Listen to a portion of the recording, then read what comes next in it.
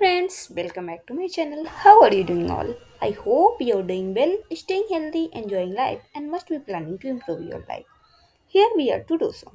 Here daily we read a chapter of a novel to develop reading habit to improve our English, including reading, writing, speaking, vocabulary at the same time, enhancing our knowledge. As we know, reading is the best practice to develop all these things, which help us in many ways. Reading could be one of the good hobby to make a change in our life. As we have heard from many prominent personalities that books change their life, add value, widen their knowledge, we can learn and live other life by reading a book and get all those experience and learn from their mistake. So why to commit same mistake if we can learn from them and improve our life? So join me in this journey to become best version of ourselves. Before starting, I would love to hear your thought in comment section. Remember to like, share with your loved one to change their life as well, and don't forget to subscribe my channel. Press the bell icon for daily updates. Today we are going to read part 18 of this novel, that is Your Dreams Are Mine Now. That is written by Ravinder Singh. So let's start and see what's there in this chapter and what we can learn from this chapter. So let's start. 18. It must have been somewhere around 4 in the evening when he pulled down the stand of his bike. Ahead of them was a vast piece of flatland, the periphery of which was marked by a barbed wire, a few feet high, that ran from one vertical pole to another. Being a massive patch of unoccupied land, the place was a bit windy. It was a cloudy day and it felt as if it must have rained at a nearby place. The December air that was already cold was moisture laden as well. As they took off their helmets, the cool breeze blew on their faces, refreshing them thoroughly. They rested their backs against the seat of the tilted bike. Rupali felt nice. She closed her eyes and stretched her neck upwards to feel more of the breeze on her face. The air smelled of wet earth.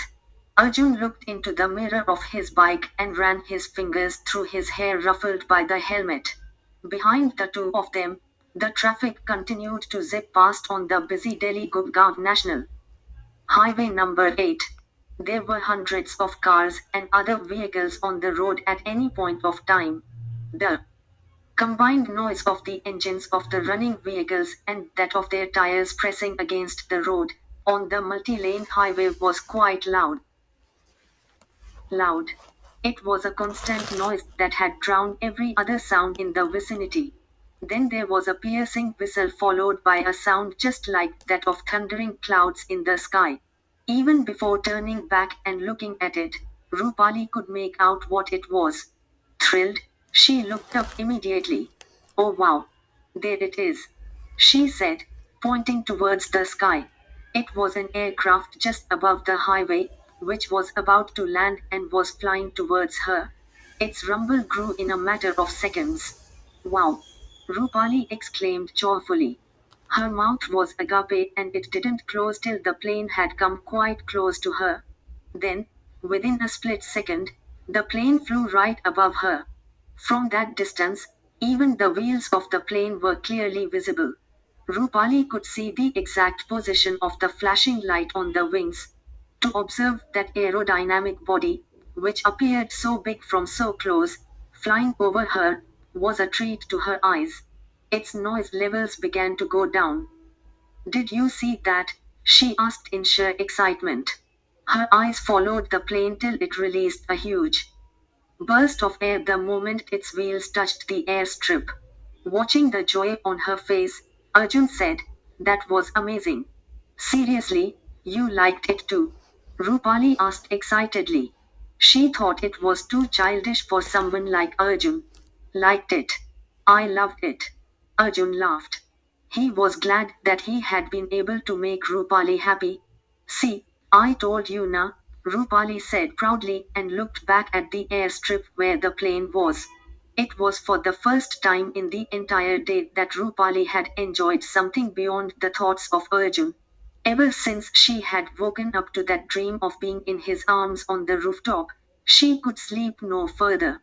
Thoughts of Arjun did not let her sleep again. Even though it was just a dream, It had changed the entire meaning of her association with Arjun. It had shown her what till then she had been denying to herself. She kept tossing and turning in bed, recalling that dream again and again. There was some sort of secret pleasure that she derived every time she recollected what she had seen. Step by step, slowly. Everything in sequence, just the way it had happened in that dream. She had savored every bit of it.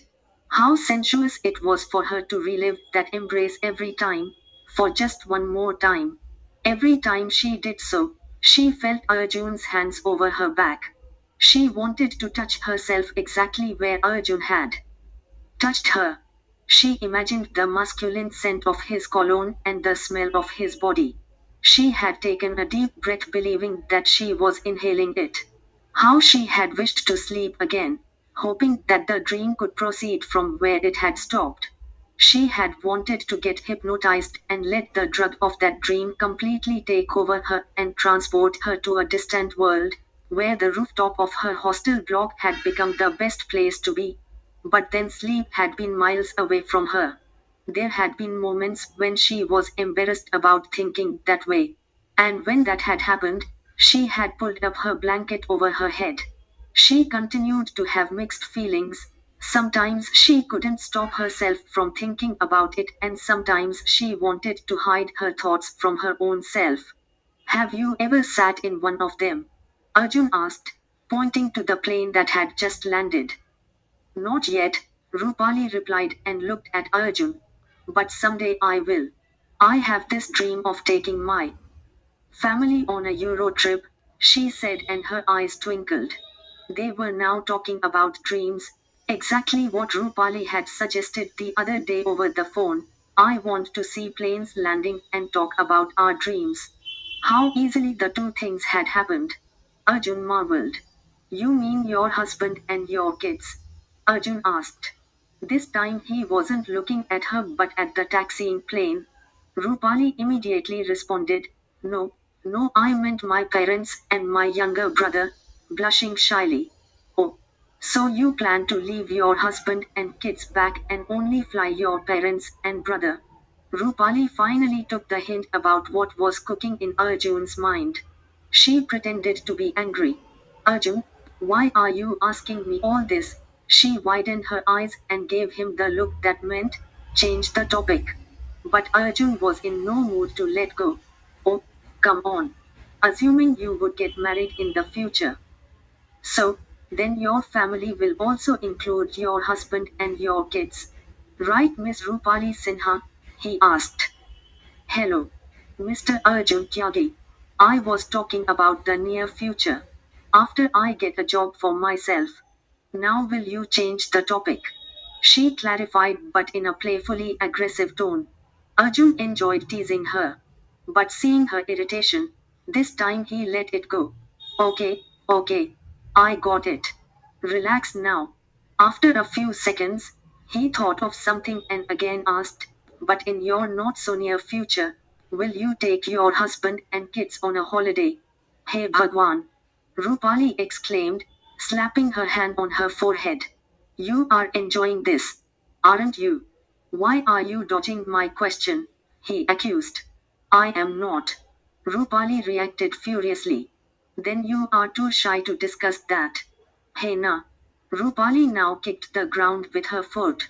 She could not decide what to say, so she turned back to face the airport with her arms across her chest, annoyed by this line of questioning. Behind her, Arjun laughed. He was enjoying teasing her. It was not that Rupali hated the conversation. She had clearly picked up the hint and she very well knew the possibilities of where that conversation could take them.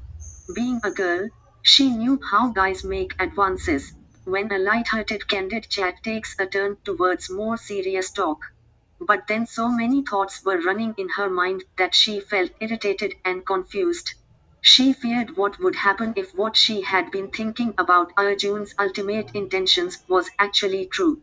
Even though she secretly wished Arjun would talk to her about his feelings for her, she felt she wasn't prepared to handle that conversation. Not at that moment. On the other hand, she feared what would happen if she was completely wrong about Arjun's intentions behind initiating that discussion. Will he say that? Does he even think about me in that way? It's I who dreamt about him and not he. But then for the past 2 days he has been messaging me endlessly. Doesn't that mean he has missed me? Just the way I had missed him. She thought of too many things at the same time. Her difficulty was that half of her thoughts were in contrast to the other half. But then, to her relief, no one could gauge what she was so absorbed in thinking about. Another plane descended in the sky behind them. It bought Rupali some time to momentarily disconnect herself from the chaos of her mind. She looked back and up at the sky. She wanted to see the landing gear being deployed and the wheels coming out. But from where she could trace the plane, she was disappointed to find that it was already near landing. The landing sequence was exactly the same as it was with the previous plane, and so were Rupali's actions of following the aircraft. Just that quite a bit of her excitement was missing this time. By the time the aircraft landed and was taxiing, Rupali had gone back to her previous thoughts. After going over her thoughts again and again, she realized that it was going to be difficult for her to keep what she had been feeling about Arjun only to herself. Such thoughts were taking away her peace of mind. So she decided what she was going to do. She made up her mind to speak her heart out. Why would I take my husband on a holiday? Rather, he should take me now, she spoke. She knew exactly which way the conversation would flow in a few minutes from there onwards. Yet she pretended as if she was just being honest. Maybe because pretending made things so much easier. It made her comfortable. While she said so, she was unable to hold back her smile. She didn't look at Arjun but continued to focus on the taxiing plane. It kind of helped her. Even though her ears were tuned in on his response. Seeing Rupali step into the conversation left Arjun amused. He hadn't sensed that coming, not after how she had reacted till a few minutes earlier. Her response became Arjun's cue to carry on that discussion. And when he heard what he had least expected from Rupali, in a state of overexcitement, he ended up doing something that he didn't want to do. Of course. That's what I would do, he said and then realized his blunder. What have I done?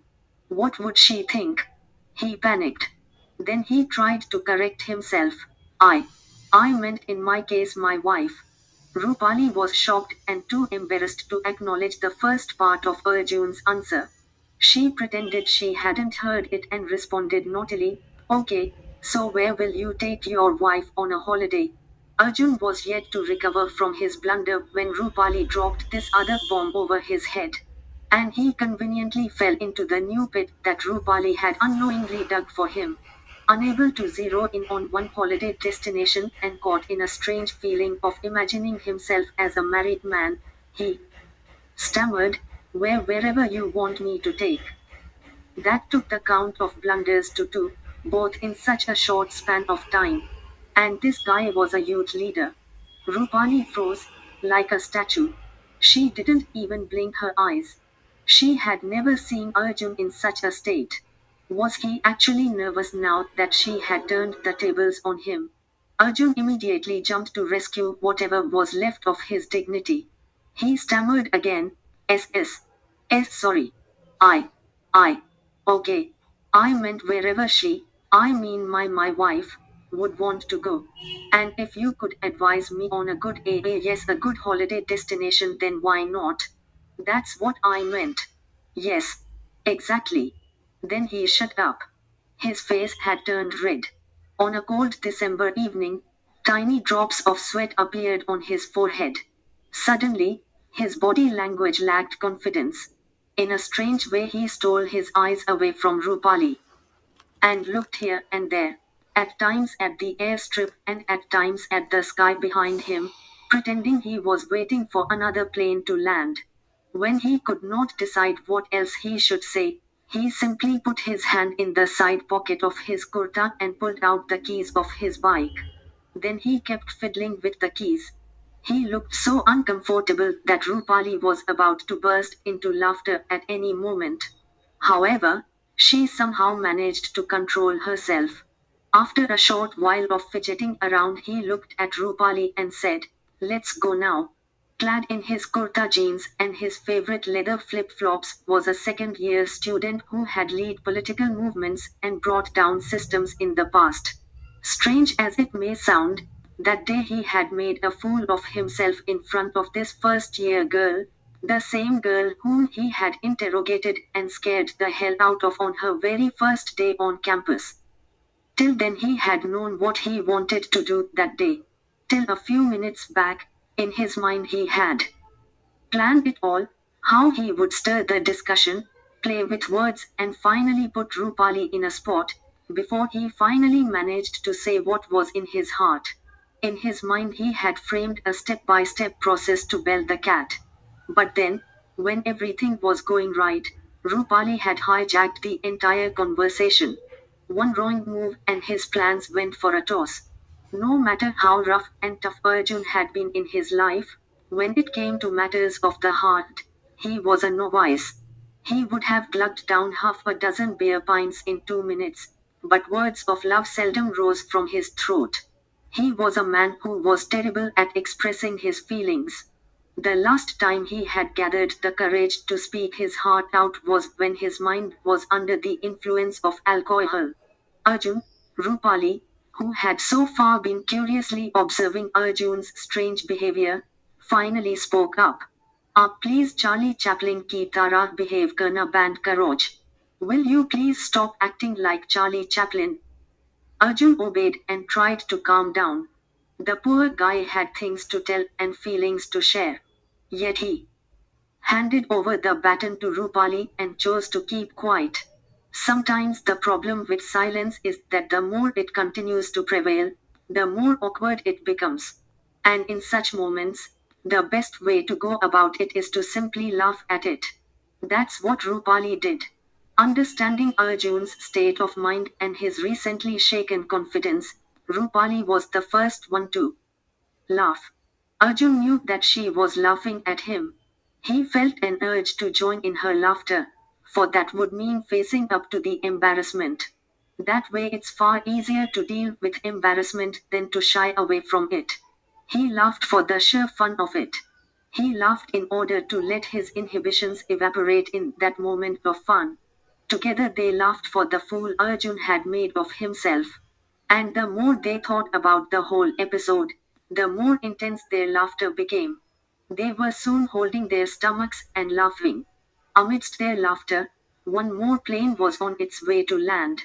The two of them could only acknowledge its arrival, but unlike on the previous occasion, they didn't look up. They were not in a position to do so. When the plane flew over their heads, they were still holding their stomachs with bended knees. While looking at Rupali, Arjun pointed his finger towards the sky.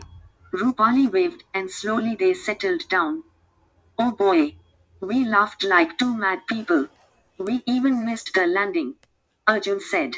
Then grinning, he looked into Rupali's eyes and asked, "Shall we leave now?" "It is getting." Rupali put a finger over her lips. "SHH." She then shook her head. "No," she said.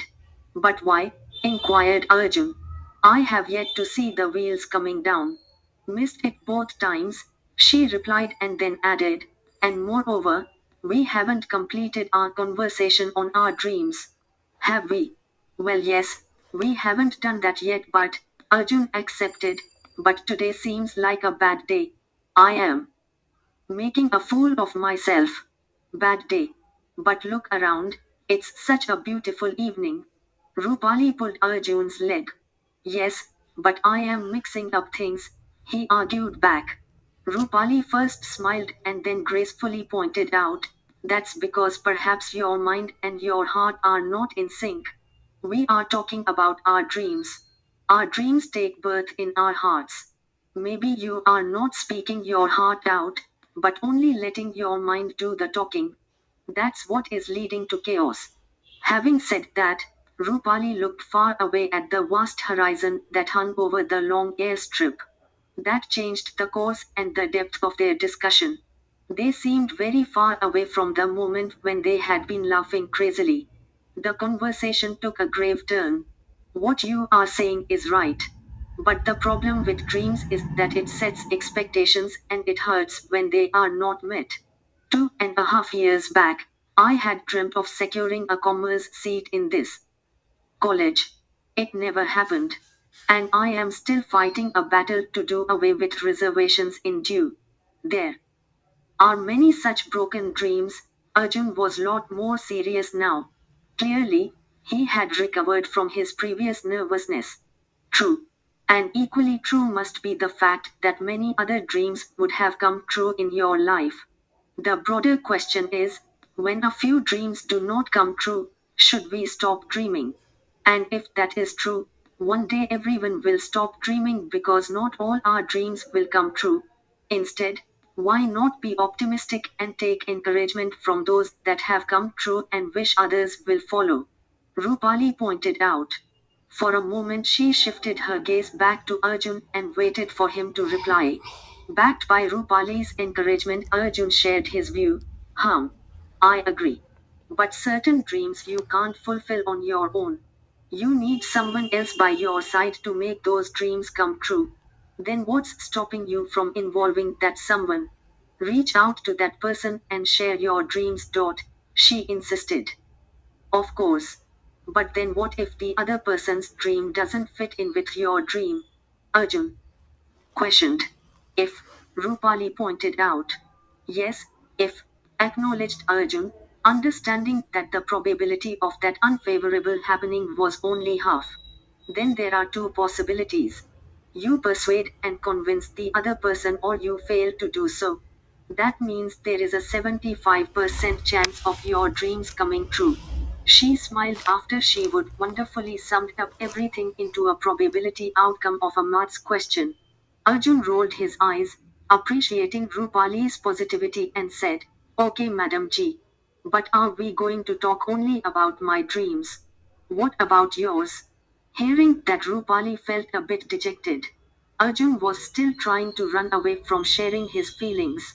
All her attempts to encourage him to do so hadn't resulted in anything, it seemed. There was no point in beating around the bush now, Rupali realized. It was no longer exciting to play with words like husband, wife, and holidays. It appeared senseless to her to talk about what would happen in their married lives when all she yearned for was to take the first step, to express her feelings, to experience a promising courtship period of her love life. The past hour's talks and her thoughts, which were a lot more streamlined and specific now, had given her enough confidence to speak for herself. She made up her mind. That was the moment, and she was not going to play the game of ifs and buts anymore. She took a deep breath and began to speak slowly, as if she was reading something straight from her heart. And as if her heart was located somewhere on the western horizon of the sky where the sun was gradually setting. My dreams are quite simple, Arjun. She paused for a moment and then continued. I want to do well in academics, secure a good future for myself, and fulfill responsibilities that I have towards my family. I want to continue to stand up for things I believe in. I wish to see happiness around me. And while all this happens, I want to. She stopped again, but only to resume after a second or two. I want to see you by my side. Arjun, I want to live the rest of my life with you. And then there was a silence between them as the words sunk in. Even though the noise of the traffic persisted just as before, it was as if time had stopped and nothing moved. Even though another plane landed, neither Rupali nor Arjun looked at it. It was a moment that was about to change everything between them for rest of their lives. Rupali turned her head and looked right at Arjun and finished whatever she had to say with her final line. That's what my dream is. Bliss had made its way into Arjun's eyes as he heard those final few words. Rupali had already successfully put to rest every bit of anxiety and panic in his heart. She had said it all so simply and with such ease. It had saved Arjun from the great difficulty of overcoming his fear of expressing his feelings to a girl. A deep sense of satisfaction came over Arjun's face. He was yet to speak, and all this while he had been admiring the guts of the girl who stood in front of him, who, only a few moments back, had proposed to him, something which the world expects to be a man's job. But isn't that why he admired Rupali? For her sheer courage to speak her heart, to call a spade, to propose to a guy whom she believed she loved. That's what had always made her a special girl in Arjun's eyes. It was going to take some time for the unimaginable amount of happiness to settle in. A few seconds or a couple of minutes were not going to be enough for him. For that matter, even a day's time was too less. In the initial moments, the mere realization that it was all for real was hard to believe. Yes, it was for real, and he wasn't drunk. And so it was for Rupali. She wasn't dreaming again. Behind her calm and composed face there were hopes, there were fears, and there were happy butterflies. It was a whole new world of experience for her. A moment she had never lived before. A moment she had never imagined would unfold this way. Can my dreams become a part of your dreams? She politely asked, trying to catch Arjun's attention. He wanted to say 100 things, yet he struggled to say a single word. He searched for the right words that could describe what he was feeling at that very instant. When he found none, he simply nodded, grinning from ear to ear. His eyes could not hold back the immense happiness and had turned wet. He swallowed the lump in the back of his throat, and when he felt he could talk, he said, "Your dreams are mine now." The two hearts erupted in joy. There was happiness in the air.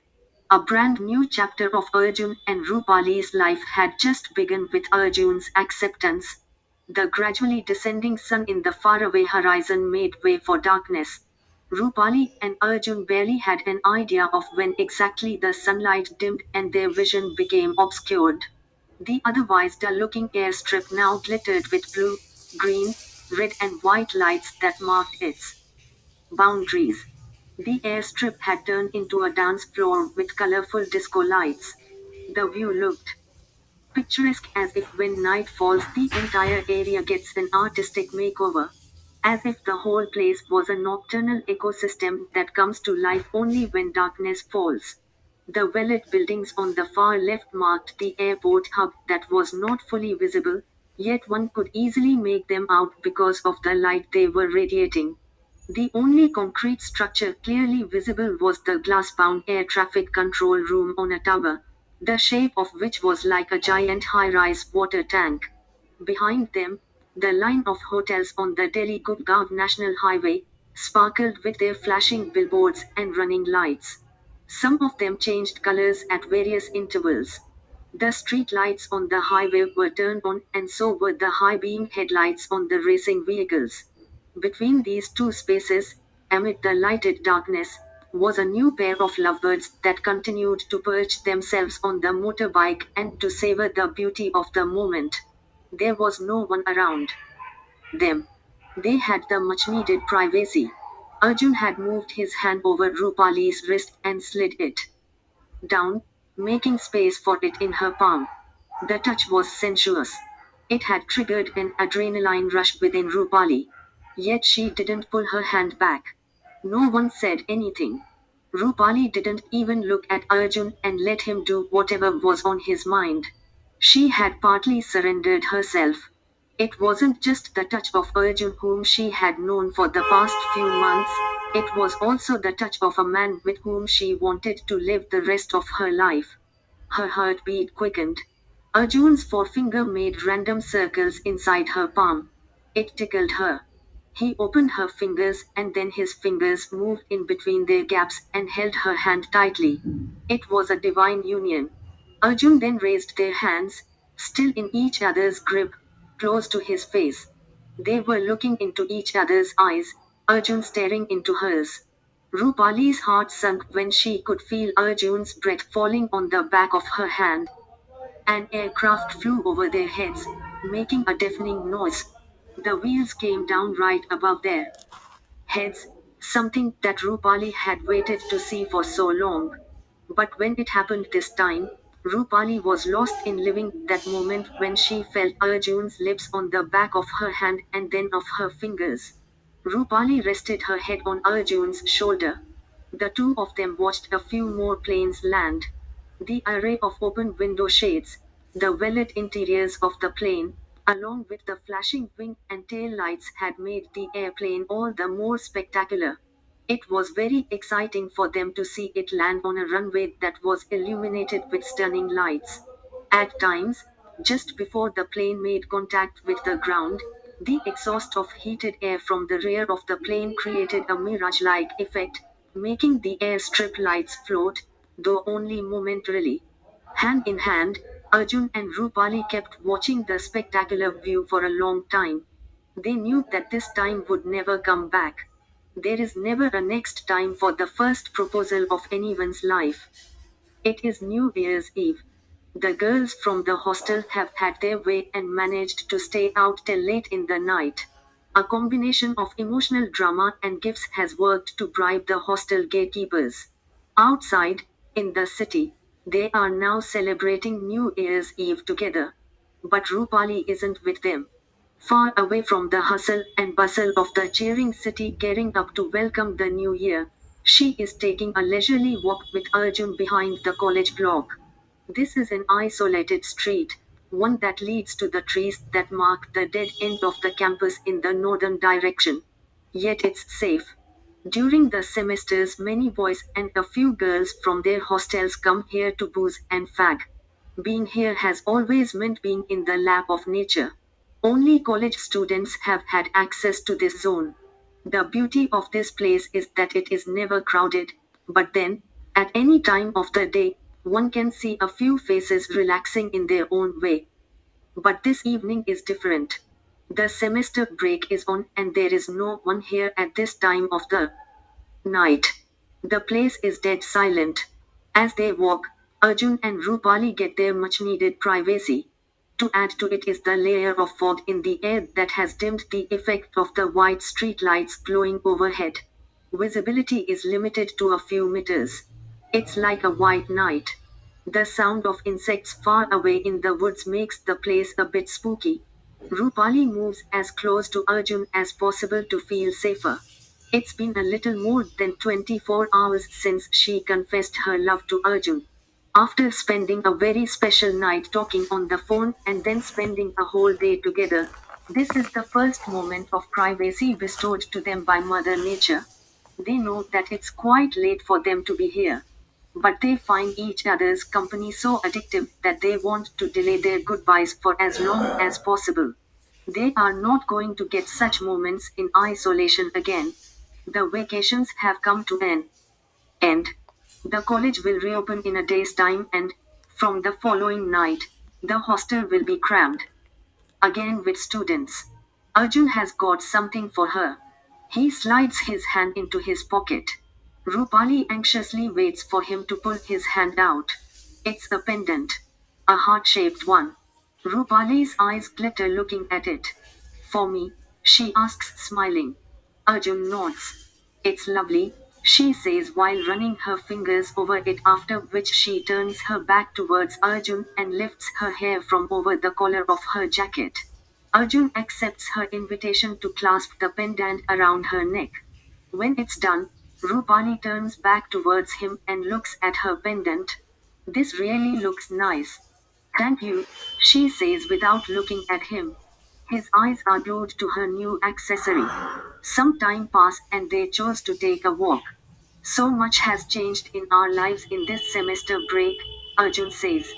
Rupali wonders how the days that she had thought would be the most difficult to pass turned out to be the best time of her life on campus so far. I am glad I didn't go home for the vacations, Rupali admitted. They keep walking. It's colder towards the trees. The chill in the air makes Arjun long for Rupali's warmth. He wants to touch her, hold her in his arms. But he also wants to make sure that he doesn't end up scaring her. For a moment, he debates with himself. He knows it is the perfect moment, one that may not come again soon. He doesn't want to waste it. It is fine, we are in love, he assures himself and then cautiously makes his move. They have reached the end of the road, and ahead of them are the wild bushes. They are about to turn back. Rupali also wishes to get intimate. She rubs her hands and hints that she is feeling cold. Two anxious hearts are getting ready to discover the next stage of their newly accepted relationship. Their excitement soon gives way to burning passion. Right at that moment, Rupali feels Arjun's hand over hers, trying to hold her. Right at that moment, she stops. His touch is different tonight. She can feel it. It's the touch of a man who is craving to express his love in a manner that goes beyond words. In that cold, insulated night, she too wants to experience it. Without looking at him, she spreads apart her fingers, making way for his fingers to intertwine with hers. It's a sign for Arjun. All is okay. He begins to rub the back of her hand with his thumb. His touch has accelerated her heartbeat. Instead of transforming warmth to her body, Arjun's physical touch has made her shiver. But then she doesn't want to leave his hand. She enjoys that moment. She wants to live that sensation of trembling in his arms. Arjun reaches out for her other hand. Rupali surrenders herself. They are now facing each other. But she is too shy to look up at him. She is well aware of what's in his mind. Arjun loosens the grip of his hands and holds her face instead. He looks into her eyes. At that moment, Rupali experiences an adrenaline rush. She can't face him and closes her eyes.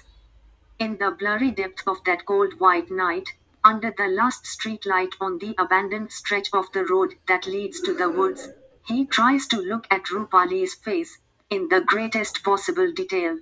As if he is trying to remember the shape of her fine eyebrows and the slope of her eyelashes.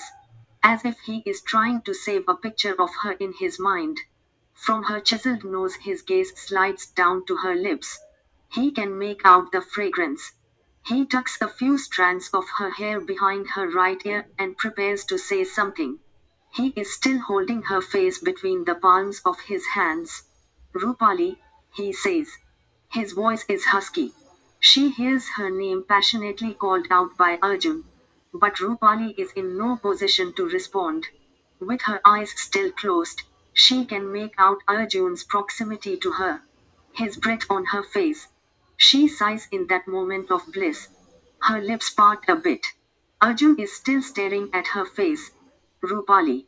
I love you. I so do. It's such bliss to listen to these words. She put her arms around him. His proximity has made her numb. The new year is moments away. She is moments away from experiencing the first ever kiss of her life. Gosh, this is happening. She knows she isn't dreaming. It is all for real. She is present in that moment. And she is prepared for it.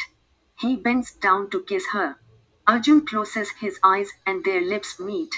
There is an explosion of senses as Arjun goes deeper and sucks on her lower lip as if trying to extract all his share of love from her. He pulls her closer to himself. She tightens her arms around him and kisses him back with equal passion. They are now kissing each other hungrily as if they have waited for this all their lives. The cold, the darkness, the world around them ceases to matter. All they feel is each other, the wetness between their lips. Their breathing gets heavier. Their kisses get deeper. And their sighs get louder. It's a divine moment for them. They don't know how much time has passed.